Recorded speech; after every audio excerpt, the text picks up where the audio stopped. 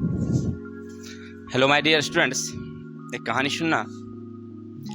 एक बार आकाश में जितने बादल हैं ना, बादल आपस में बातचीत कर रहे थे कि अगर हम लोग 10 वर्ष नहीं बरसें तो क्या होगा।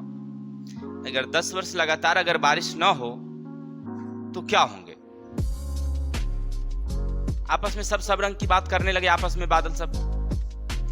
उसमें से कुछ बादल ने कहा, ये निर्णय हम लोग क्यों लें, अभी ही ले लेते हैं कि हम आज से 10 वर्षों तक कोई बारिश नहीं करने वाले हैं। अब हम लोग बरसने वाले नहीं है 10 वर्षों तक। चलिए, उसके बाद निर्णय ले लिया गया, वर्षा बंद हो गई, बारिश बंद हो गया।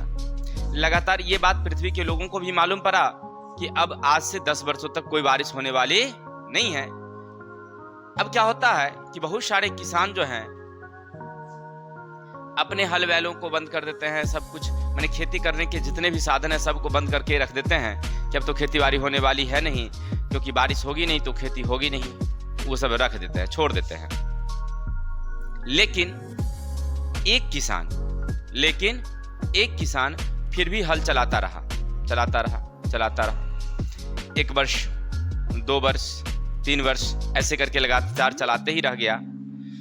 खेती हो ना हो लेकिन वो हल चलाता था, बीज बोता था, जो भी होता अपना कर देता था। ऐसे देखते हुए बादल एक दिन सोचा कि इस किसान से पूछा जाए कि आखिर ये क्यों चला रहा है हल।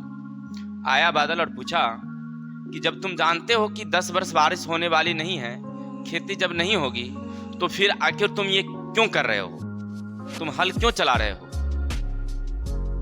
तो किसान ने कहा कि 10 वर्ष खेती हो ना हो उस हमें मतलब नहीं है। 10 वर्ष की बात है, हो सकता है कि हम खेती करना ही भूल जाएं, हल चलाना भूल जाएं, इसीलिए हम अपना चला रहे हैं। तुमको बरसना है बरसो, नहीं बरसना है नहीं बरसो।